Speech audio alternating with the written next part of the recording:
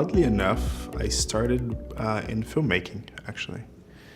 I was really interested in how media can just create emotions, and I think film is a really good place to go and learn about that. And I've always been interested in technology as well, so as I got into film, I realized that really technology is where my heart was, and I think I always tried to find ways to sort of push that part in filmmaking. Couldn't really find a way to do it. At the time, there was a lot of the sort of intersections of sort of technology and design kind of coming together, and I kind of moved my career that way. I've always programmed, I've always built my own electronics, and then there was the way for me to sort of reconcile everything. So I think there are many aims to what I do. I think a primary one is to imagine what the future will be like. And to allow people to experience it. I think that we're creating many kinds of things today that will have very deep implications to how we live and think and communicate and relate to each other. And a lot of what I try to do is to imagine what those futures could be like, and then present it to people and then see how they react and see what they do. I think that that's one level. I think another level is just doing things that I think would be fun or interesting or just beautiful, just because they'll delight or create things that we haven't experienced before that are unique and fun and entertaining. So I think probably what I did, the latest piece I did actually in Times Square was probably, I think, the most influential.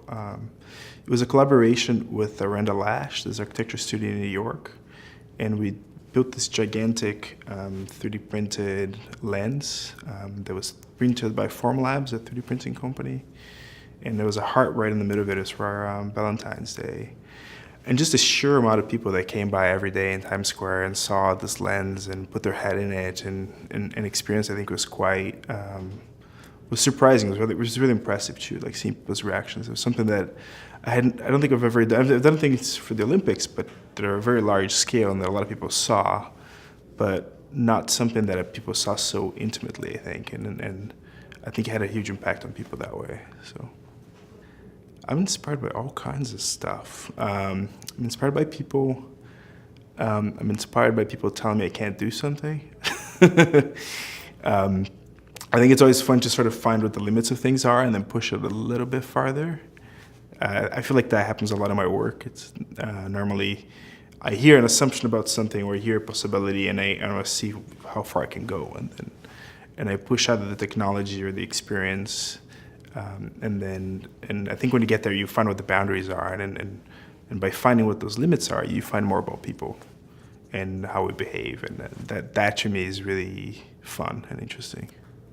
I think it's always, technology and aesthetics are always kind of this complete kind of conflict, but at the same time, I think sort of help each other. I don't think you can think of aesthetic without thinking about technique or process, right? If you talk about a painting, this technology of the brush and technology of the paint. And I think that happens through any kind of technology in any kind of medium. So I think in many ways, I think one is serving the other. And I think a lot of the times is with every new technology, you have to learn what its aesthetic is and what it wants to do and what it's good for and what it's not so good for. And look at filmmaking, for example, right? It took hundreds of years for filmmaking to really sort of find its, storytelling potentials, and we're still finding it. We're still changing, kind of evolving. And I think that that stuff to me is really fun. Like I think that a lot of the times when I work on something, I'm right at the beginning of that new medium, and still have no idea what it's for and what's going to happen to it and how I can create with that. And so you're sort of defining the aesthetic and the technology all at the same time, and that's something that I really enjoy. So it's never really about the technology. It might be about the technology in sort of my own kind of interest and pursuit, but I think as far as the motivation that drives something, the reason why I ended up working on it, and I talk about it to people, it's never about the technology. It's about the experiences and things that people will be able to do with this thing, regardless of whatever the technology is. So I would say that even though sometimes I'm driven by a technical curiosity, the end result is not driven by technology. I could probably sit here all day and tell you about a million things I'd like to do that are not yet possible. Wireless power, which today we need batteries, or we have to connect things to a wall. Would love to have wireless power. You could look at gene editing. I'd love to design my own creatures one day. I'm sure at some point it's gonna be possible to do that. We can only sense a certain amount of things that we do as humans. Being able to really understand the mental model that people are creating in their head about what they're seeing and experience. I think that would be something that's really powerful. Yeah, I can keep going. I think there's a million. I think a lot of it is like I